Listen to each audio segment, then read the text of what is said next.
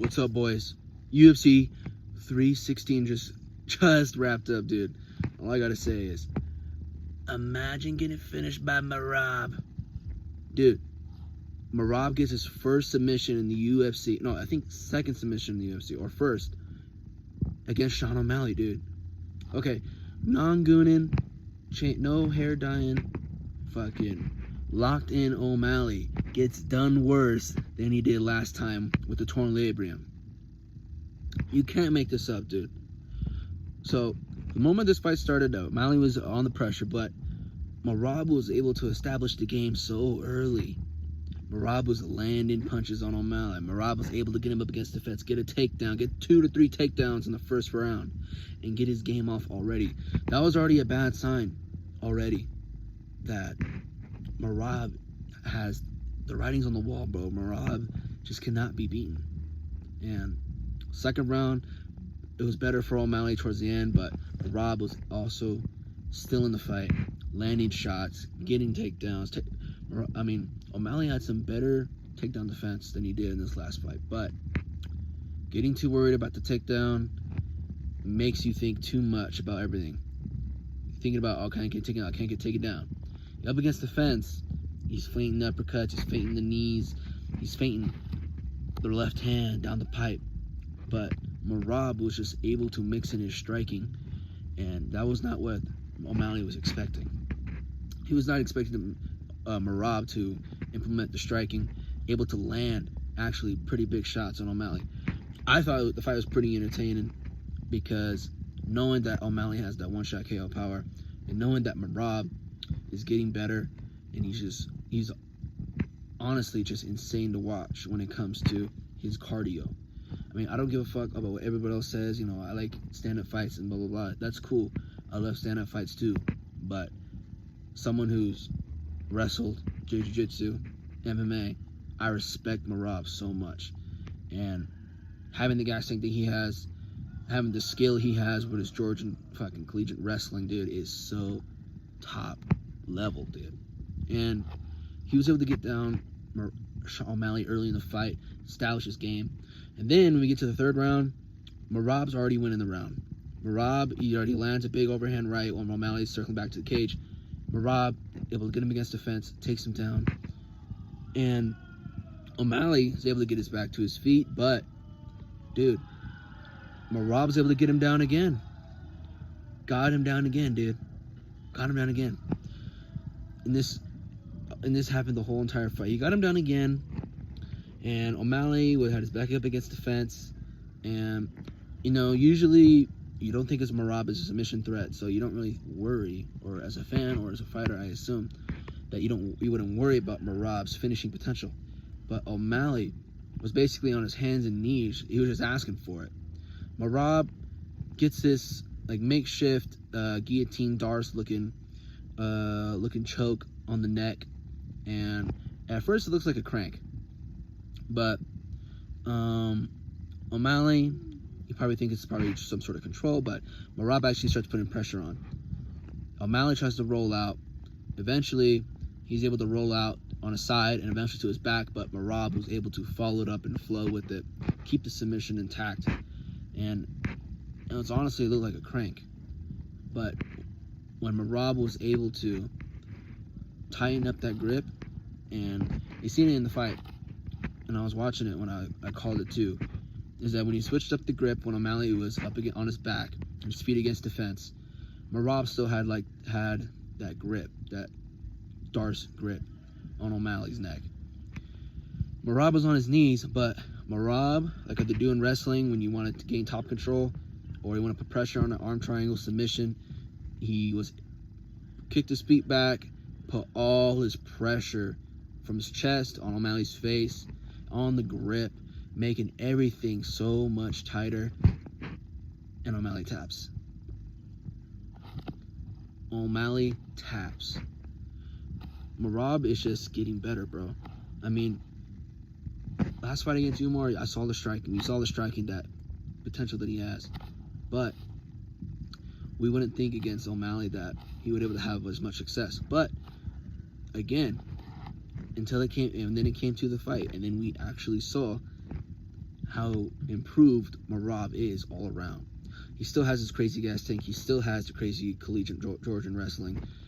He's starting to be more aggressive in his striking because people fear him so much in his grappling that he's able to implement his striking.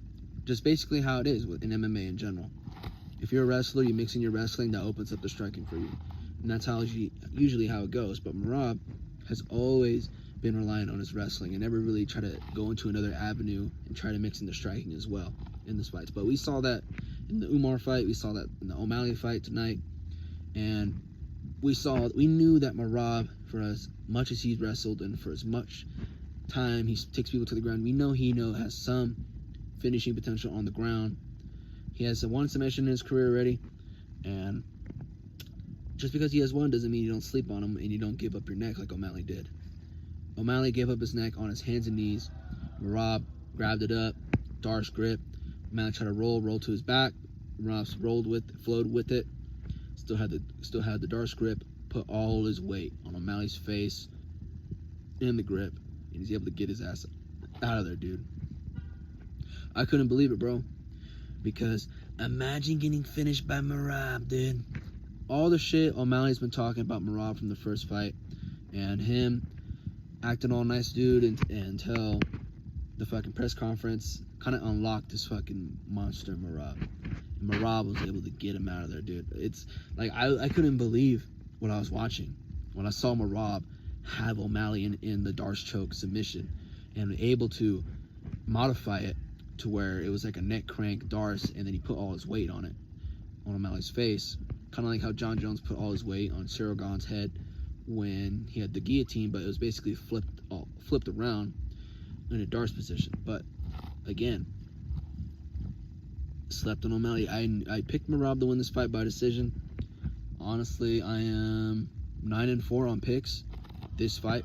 My prediction video didn't come out because of not so good internet here, so I still try to get these videos out, try to crank them out. You know, I'm here in the fucking tent. So after this video and after I get a little thumbnail for it and upload, I'm probably gonna go out and drink, and then yeah. But we still got many other fights to go in this card. I wanted to open up with that because that is the biggest fucking holy shit on this whole entire card.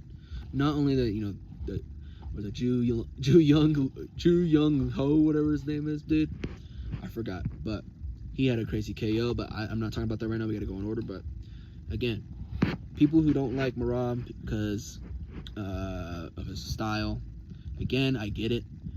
You know, when I saw Merab 50-45 Piotr Jan, I was as pissed as Guru was, and I felt like shooting myself. But over the time, when seeing Merab beat Umar the way he did, and able to fucking style on him and point at him, laugh at him, crack him with a right hand, take him down, point at him, showboat to the crowd, take him down, his ass down again. It's just crazy how good Merab is. And I may not like who the people he beats, you know, beats my favorite fighters, you know, Piotr Jan. I don't really care for O'Malley that much because if you let another man fuck your wife and you set up the appointment for it, you have no respect from me at all. And you may be a fun fighter to watch, but ultimately you're a cuck, and I don't like you. So I was so happy to see Merab win. O'Malley, superstar, of course, you know. UFC tries to push him a lot. Tries to say, look at this superstar in the arena tonight. You know, John Anik. And, you know, O'Malley, he walked out to, like, the Donald Trump walkout. It's like Glenn Greenwood or something like that. Love the USA or something like that, but God bless the USA. He walked out to that, so you try to see him very different from what his usual self, but for some reason that just didn't work for him, bro. And you know, he got beat a lot worse than he's ever had in his career, and he got beat worse the second time he fought Merab, dude. Merab's just getting better, man. Merab is just getting better. I need to stop honing on this. I just can't believe that Merab really finished. He finished O'Malley out of everybody he's fought. He finished O'Malley with a submission. And it makes more sense because it's a submission, but still, dude, he hasn't finished somebody in so long, and I never seen him finish anybody. So, seeing that shit live, wild. So, other than that, Merab gets it done against O'Malley. I've been ranting about this fucking fight for 10 minutes. But, dude, I put a lot of thought into in my predictions for this fight. But I knew that Merab was going to stifle O'Malley's striking because, you know, how it usually goes in MMA, the fear of the takedown opens up the striking. That's how it was. O'Malley had this mindset he couldn't get taken down. He can't get taken down. He can't accept it. That fucked with his head. Merab was able to open it up on the feet. Eventually, when Sean O'Malley got his mind mixed up and Merab's striking, Merab was able to shoot the double leg, get the trip, and O'Malley, every time you try to get back up, you're tripping down again. Merab's a beast, dude. I love watching Merab. I get hyped for Merab fights. You know, there's people out there who don't like it. You know, I love striking. I love the kickboxers. I love another fucking good fight on this card that I really loved watching was Medeiros and fucking Chwinski in the first prelim fight. Medeiros, dude, he's a fucking nasty leg kicks. But I'm getting off on a tangent here. But Merab, dude, I love watching him. If people don't like watching him, I understand. But again, these are probably people who, I mean, it doesn't really matter. Some people do train, some people don't. Some people, okay, obviously who don't train, they'll probably love striking more than they do grappling, or they don't really get it. They don't get it when they're in a tough spot that Merab puts all these guys in, and they don't understand how hard it is to wrestle at the level of Merab and take down the guys he's taken down and submit O'Malley. It's fucking crazy. It's just entertaining for me. So I understand if you don't like it, but Sean O'Malley, cuck bastard, boring, not a superstar, could give less of a fuck about. Cool fighting style, but other than that, I don't really give a fuck. Nope, boys, I don't give a fuck about them either. You know, O'Malley's kind of like a fucking role model for 12-year-old boys. So, again, dude, Merab submits O'Malley, dude, fucking nuts. And going down to the fight before that, so you got Julia Pena versus Kayla Harrison. So, I thought Juliana Pena was going to cockroach her way to a decision, but I should have known when I saw that clip of Juliana Pena running at Amanda Nunes and then getting boom caught on the chin like that. I should have known. You know, I don't really give a fuck about women's or Kayla Harrison, really. She has those muscle mommy vibes, but other than that, I thought I think her boxing's pretty shit. Not really that entertaining, but when she does get on the ground and does start working, it can be some entertaining. But the way she was able to pull that Kimura out of the back pocket at the end of the fucking third round, dude, that was kind of crazy to watch because I didn't even really see it, but I knew soon as what was she on? She was on the arm triangle grip, and then she abandoned it, and I believe it was an arm triangle grip, past the side control, and as soon as I seen her arm reach over Juliana Pena's body, where her other arm was towards the cage, I knew Kimura was right away because Pena was flat on her back, it was open, and she just fucking went for it, and she just got that grip, Kimura grip so fast, and she was about to break her fucking arm. And Juliana Pena, like most 99% of people in this entire fucking world, they tap because they don't want to get their arm broken by a she-man, testosterone taking woman. So Kayla Harrison gets a submission over Juliana Pena. Amanda Nunes walks in the cage. I could care less. Anyways, fight down from that. So you got Kelvin Gastelum, Joe Pyfer. Just like what I expected. I said Pyfer by KO, but Pyfer somehow finds his way to look ass after a great first round. So hesitates. Really, he's looking for one-shot KOs, but kind of doesn't really. He's looking for the big right hand, but he's just really honed on that after the two knockdowns in the first round. You know, Kelvin Gastelum, he got his fucking Taco Bell rung really hard in the first round, twice actually. Kelvin Gastelum, like I said, he's a fat lightweight, not meant for middleweight. He did have a war against Israel Adesanya, that was nice. He almost fucking finished him. Give that to him, but again, that was 2019. This isn't 2019. This is 2025. This is 6 years later. Different toll on the body. Different competition.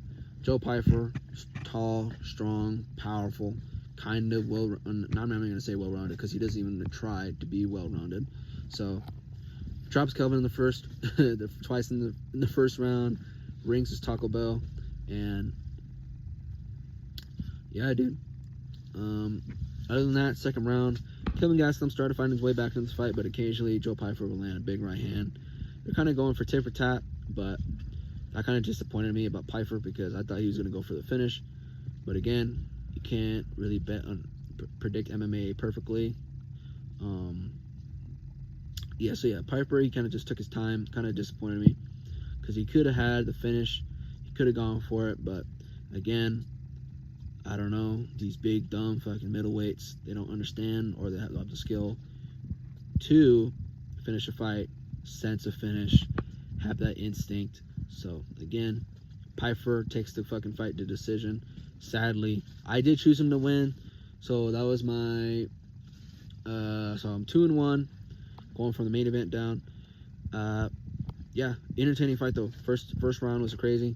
Kelvin Gastelum found his way back, and that's pretty embarrassing as Joe Pyfer to have Taco Bell, Kelvin Gastelum, overweight, can't make welterweight because he's too fat, has to make middleweight. Yeah, that's even hard for him.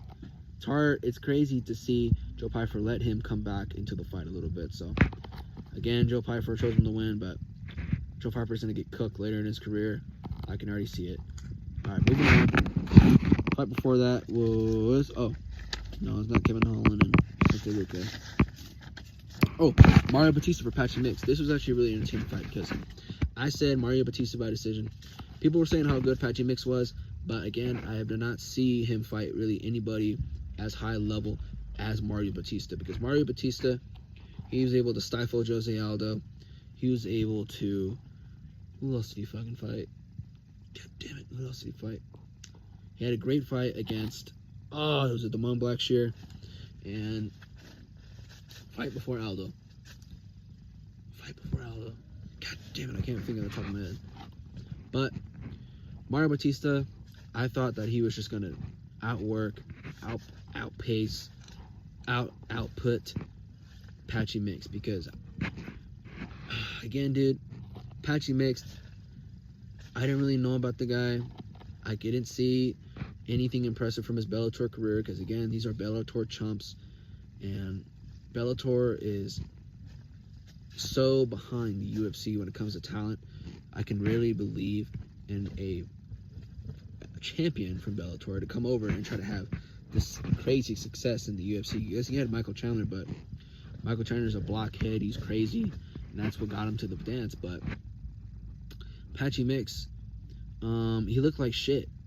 Straight up, like, Patchy Mix, he looked like a fucking statue. I mean, do you know, like, who has better boxing, the Statue of Liberty or Patchy Mix? You fucking tell me. But Patchy Mix, he was looking for the jab and the lead left hook the whole fight. Couldn't find it. Mario Batista, he started off early with the pace. He landed jabs, twos to the body, jabs to the body, 1-2 to the head. Leg kicks, body kicks. He was working the whole fucking thing. And he was able to really stifle Patchy Mix. Patchy Mix did land some shots, but dude, Patchy Mix looked like shit, dude. I can't stress this enough. Like, there's a couple memes I saw out there where it's like, Bellator motherfuckers, when they find out they're not cut out for this, and it's the tiger in the cage, like, that's exactly Patchy Mix. He was not cut out for the UFC. The fact that a Bellator champion is getting his ass whooped by number 10 guy for a number 10 ranked guy in the UFC is fucking sad. And don't you ever get a guy from Bellator and hype him up ever again, because again, these fools are ass. They're not UFC level. I think Aaron Pico's gonna get his shit wrecked, his shit pushed in against Mobzar. Again, you cannot bet on these Bellator guys. They have not seen any guys like the UFC level. They may have fought guys who beat other guys in the UFC, but again, you're not in the UFC, dog. You're not fighting these ranked fighters. So don't you ever hype up another Bellator fighter again, unless they already have 1 to 2 wins or so in the division that they're fighting in, because you can't just hype them up. And now again, Patchy Mix, he talked a lot of shit coming in. He's like, I can finish this guy, I can finish this guy, I finish this guy. This boy, I can't stress this enough. Patchy Mix, he's looked like shit. Older already. I don't think he beats Cheeto Vera. I don't think he beats Marcus McGee. I don't think he beats Christian Rodriguez. He looked like ass. Vicente Luque and Kevin Holland. So Kevin Holland shows up is one time in 2 years. You know, this is the occasional. Lose 5 fights. No, I'm not exaggerating. I'm exaggerating, but lose a couple fights, win 1. You know, Kevin Holland, this is how it's been recently in his career. And for some reason, Vicente Luque, after a nasty knockdown and submission over Thimba Grimbo. I think Thimba Grimbo beats Kevin Holland, and going into this fight, I just thought it was just going to be another Kevin Holland shit in the bed and getting beat, getting thrown on his back, just sitting in guard, getting his shit kicked in, then eventually losing a decision. But Kevin Holland, he's able to use his grappling, his black belt that he barely uses. He's able to get a Darce choke submission. And Vicente Luque, you know, he's on the tail end of his career. I get it. Kevin Holland, same shit. So I could really care less on who Kevin Holland fights next. But I don't know if he's gonna stay in welterweight or move on to middleweight. I don't fucking know what he wants. But for some reason, Kevin Holland locked in for this fight. Vicente Luque took the L. I don't know where to go for Vicente Luque, but not JDM, fucking Kevin Holland. Who should he fight? Because I don't know why I'm saying who should he fight. But other than that,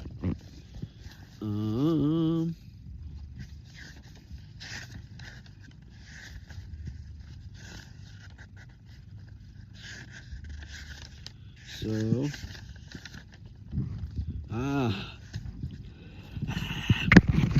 the prelim headliner, Joshua Van, my goat, Joshua Van, melts Bruno Silva like, okay, the prediction video didn't even come out, but I said in my prediction that Joshua Van was going to melt Bruno Silva in round 3, and that's exactly what happened.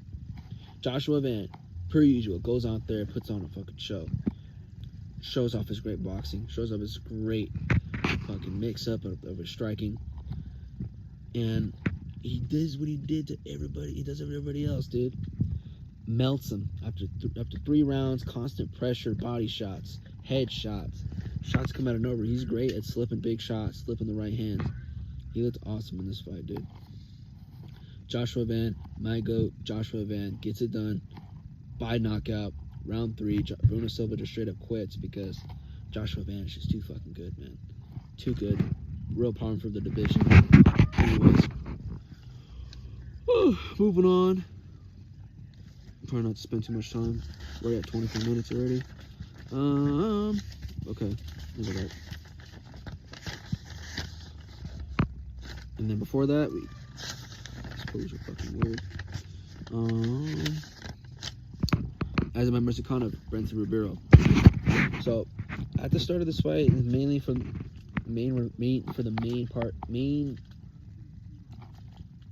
main actions in this fight were mainly tit for tat. Tit for tat.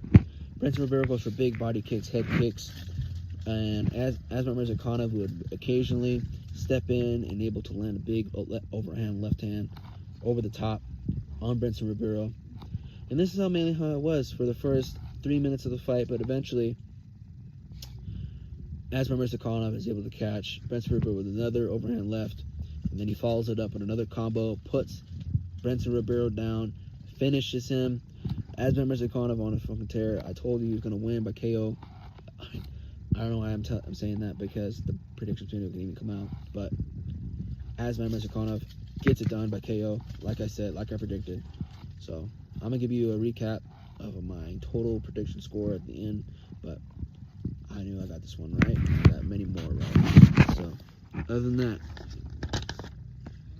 and again, and if I do not if I do not put as much explanation into these prelim fights as I did to the bigger fights that at the start of the video, mainly because I did lose internet for amount of time, and then while the downtime of Juliana Pena and Kayla McDickerson were fighting, I was just scrolling through these other fights and trying to catch the main moments of every fight. But again, moving back, so I'm gonna stop yapping.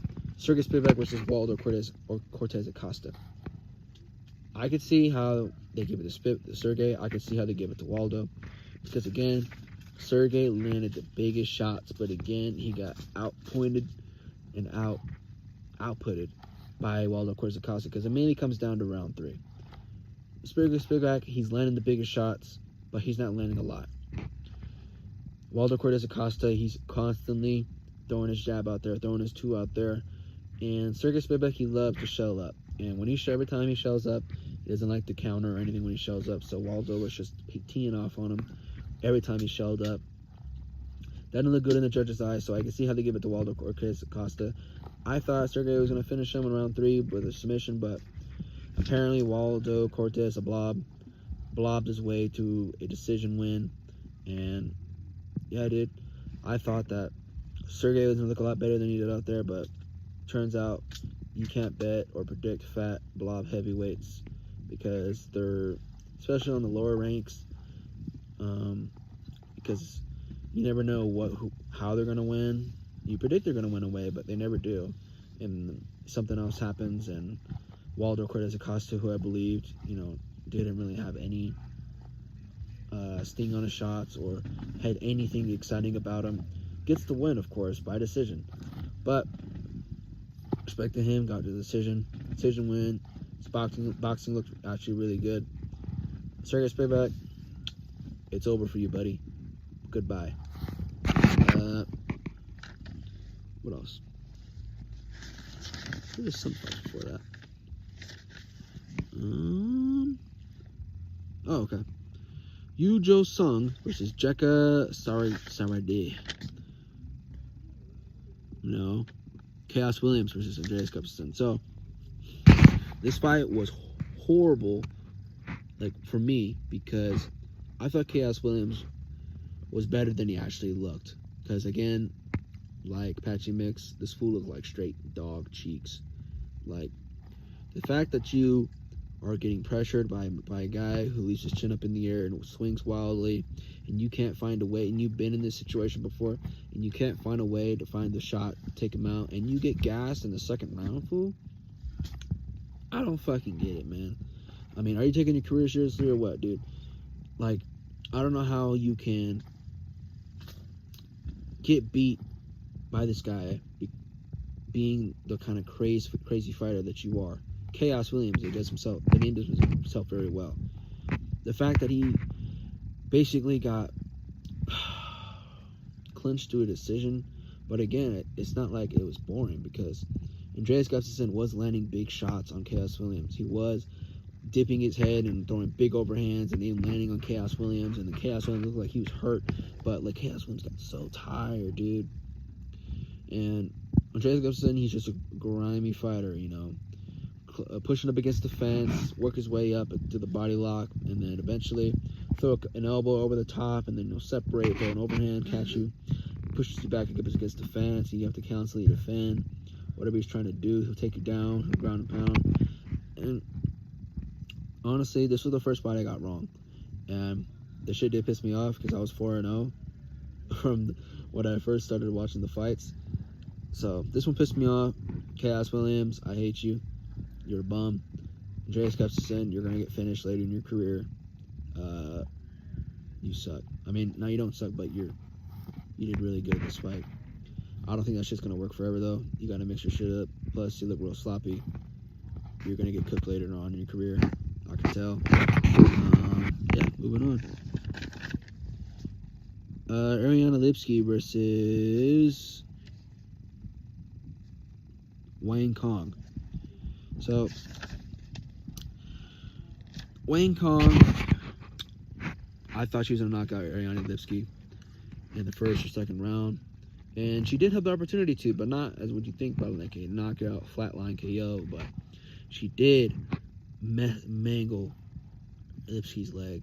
And Lipsky did look good. You know, it was a back and forth fight, but again, Wang Kong was was always ending her combos with a leg kick or investing into that leg kick from early on in the fight, and that got Ariane Lipsky hurt in the second round. And I thought on my prize picks, I was like, hey, she's gonna win. She's gonna finish under 15 minutes because she'll find a way to get the knockout somehow. And again, I saw that Lipsky went down because of the leg kick. I was like, all right, a couple more times. She goes down, it's over, they'll call it. But Wang Kong, straight up, doesn't even try to go for the finish. You have her leg mangled, you have it hurt, but you just lost interest in it. And you could have had the finish, but you're done. You're stalled. And you can't like put hope in women's MMA. You can't do that. I don't know why I do these things. I put hope in people that don't deserve it. And of course, it let me down. But I should have known that from the start. Wang Kong, I picked her to win, but again, I had a prize picks, bet on her to finish the fight. But again, MMA fighters, they don't have fight IQ, especially in the women's MMA division. Anyways, Wang Kong gets it done by decision. Yeah, whatever. Okay. Other than that, Yuju Song versus Jeka Sarade. Yu Jung Sung, okay. Prediction that I did for this fight, I have it in my notes here. Jeka lost to Andrew Dubley by KO, so Yu Jung Sung can win in whatever way he wants. I think knockout. So, like I said, knockout. And of course, Korean Zombie Jr. basically clips him with a left foot coming in. 30 seconds into the fight, face plants KO. It was so nasty, dude. It was so nasty. And I predicted this right. Excited for you, Jung Sung. Cause obviously has power in his hands. But again, this dude did lose to Andrew Dubley, his opponent. So, quick finish KO. Great for the fans. Great for the viewers watching. Cool fucking moment. Moving on. Queen South Kill versus Neela Schmooze. Okay, this is what a fight that I got perfectly. So, Queen South Kill, I said he was gonna win by decision, but let me see. Let's see what score I had up for that. I said 29-28. And I believe he did win 29-28 decision. I think he won the first 2 rounds, lost the third. I believe so. Maybe 30-27, but Queen of South killed. Little did I know that he was going to whip out the grappling and the wrestling, dude, because he looked awesome. Round 1, round 2, his grappling looked great. His striking, it looked great. He was holding down Yanila Schmooze, and he was taking him down, dude. And Yanila Schmooze was the guy defending the takedowns in round 3 when it really came to it. You know, round 3, Yanila Schmooze did catch Quinlan Southkill a couple times, but mainly because he was tired. But Quinlan Southkill was able to maneuver his way around the octagon, get the takedowns when he needed. Yanila was defending him towards the end, but he was ultimately able to survive, get it done by decision. Great performance by Quinlan Southkill. He's good everywhere. I don't know who he's going to fight next. I can't really think about it right now. I don't have the time to look into it right now. But Quinlan Southkill, great fucking performance. 29-28. I predicted that much on the dot. And of course, the first fight of the card that I was talking about when I started the video, Marquel Medeiros versus Mark Chomsky. Okay, so Marquel Medeiros. I knew it. When you grab somebody who's fighting in the shit leagues of professional MMA, and you throw him in there with the guy who is slick on the feet, great grappling, not really great grappling, but mediocre grappling, enough to stop a D3 wrestler, you're going to have problems, dude. You can't just throw Mark Trunsky in there. Right? But credit to Trunsky, he was landing on Marco Maderos, but overall, dude, the investment of the leg kicks, you got a flat-footed, heavy pressure wrestler, tries to throw big bombs, puts all his pressure on that lead foot. He got his shit tore up. Man, Marco Maderos would look so slick. Good landing combinations on the feet, landing leg kicks. Then eventually later in the fight, dude, every time from round 1 to 2, Trunsky would try to take him down. Marco Maderos, like I said, even though you don't see the predictions, but on my notes, I knew that MMA grappling is better than wrestling. So he was able to get back to his feet and keep adding to his success on the feet like he already was, investing in the leg kicks. Eventually in round 2, he dropped Trunsky with a leg kick. Trunsky was hurt bad. His leg was hurt bad. And then Marco Maderos, because Trunsky was on his back, holding his legs. Oh shit, I'm hurt. Marco Maderos straight up stomps on his calf. And apparently that's illegal, but dude, that was nasty as fuck. But other than that, round 3, Trunsky, he was getting pieced up for the first 3 minutes of the fight. He was eventually able to get Marco Maderos to the ground, which he kind of smudged him for the rest of the fight. But I predicted that. I predicted Marco Maderos to finish him in round 3, but he got it done by decision. But overall, guys, those are the fights. Crazy night, crazy finish from Merab, dude. I'm excited for Merab. Other than that, nothing really big really came out of this fight when it comes to future matchups and everything, except for Joshua Van and Waldo Cortez Acosta, but who cares? But Kelly Harrison, Amanda Nunes, that's kind of cool, but I could care less. What else? Mario Batista looks really good against Patchy Mix. Give him a top 5 guy. Yeah, dude. Great night of fights. Very entertaining. I'll see you guys in the next one. Hopefully this motherfucker uploads tonight, because if not, I'm gonna lose my shit. Love you guys. Stay safe. Bye.